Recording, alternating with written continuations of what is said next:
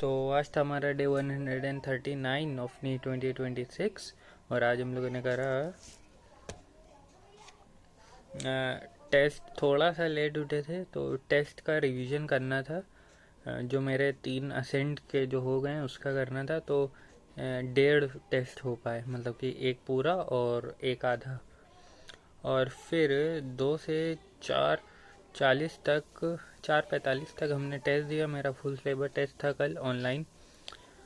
और जो टेस्ट था वो न्यू लाइट वालों का था। तो न्यू लाइट वालों का सिर्फ ऐप है, कोई वेबसाइट नहीं है।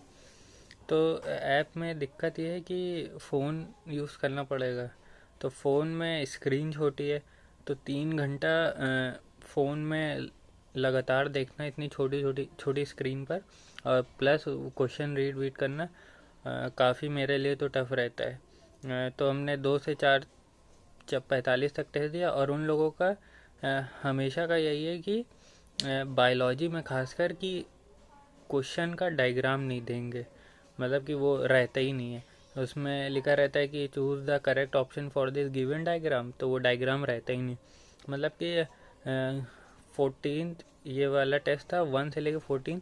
हर एक टेस्ट में 2 क्वेश्चन ऐसे रहते हैं जो मतलब बिल्कुल ही गायब रहते हैं कि डायग्राम बेस्ड की ये गिवन ऑप्शन, तो एरर रहता है, मतलब कि बायो में खासकर।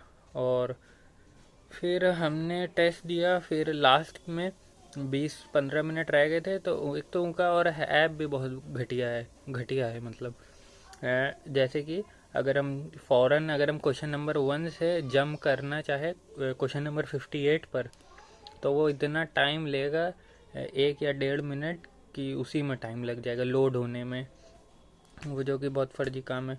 और लास्ट में 15 मिनट रह गए थे तो थोड़ा बहुत अटक वटक भी रहा था। फिर हमने 4:45 से 5:45 कहाँ गया 5:40 तक हमें जीओसी का रिवीजन और उसका इलेक्ट्रोस्टैटिक एंड पोटेंशियल का रिवीजन करना था। लेकिन हमने सिर्फ जीओसी का हम कर पाए, क्योंकि हमने जो टेस्ट दिया तो उससे मेरा सर भारी होने लगा था, क्योंकि हम इतना नहीं देख पाते हैं फ़ोन, मतलब लगातार। मतलब बहुत छोटी स्क्रीन है ना, मतलब छोटी स्क्रीन है, आदत है थोड़ी बड़ी स्क्रीन पर देने की। तो हमने सोचा कि देखो जीओसी में सिर्फ हमें 2 लेक्चर रिवाइज़ करना पड़ेगा और पोटेंशियल में 5 लेक्चर रिवाइज़ करना पड़ेगा। तो हमने ये करा कि हमने जीओसी रिवाइज़ कर लिया और फिर लेट गए। और फिर सीधा 8 से पढ़ाई शुरू करी। 8 से 12 एक लेक्चर पोटेंशियल एंड कैपेसिटेंस का लिया और एक लेक्चर जीओसी का लिया। पोटेंशियल एंड कैपेसिटेंस वाला लेक्चर कोई 2 घंटा 40 मिनट का था, तो उसमें टाइम लग गया। और क्वेश्चन भी आते हैं तो वो 2 घंटे का लेक्चर 2 घंटे का नहीं होता है, ज़्यादा ही टाइम लग जाता है। और जीओसी का भी लेक्चर लिया। फिर 8 से 12 नहीं, समझ लो 8 से कुछ 12-10 बजे तक। और फिर 12 से 12:35 हमने वीक एरिया वाला पार्ट अपना पढ़ा। 12:35 नहीं, बस 10 मिनट में हो गया था। 12 से समझ लो 12:10 से 12:20 तक। तो हमने वीक एरिया वही हमने क्या आयनाइजेशन एनर्जी पढ़ लिया था, अब उसके नीचे इलेक्ट्रोनेगेटिविटी था वो पढ़ा। और फिर 12:40 से 1 जो हमने दिन भर में पढ़ा उसका रिवीजन करना था, लेकिन वो नहीं हो पाया क्योंकि सर भारी फिर से स्टार्ट हो गया था और अब टाइम भी नहीं बचा था। रात हो 1 बज गया था वैसे इन्हीं सब चीज़ों में। और फिर अब मेरे फुल सिलेबस टेस्ट में मार्क्स आए हैं 371 out of 720 full syllabus test में। और रैंक है 251। मार्क्स देखे तो कम है, लेकिन इम्प्रूवमेंट हुई है रैंक पर।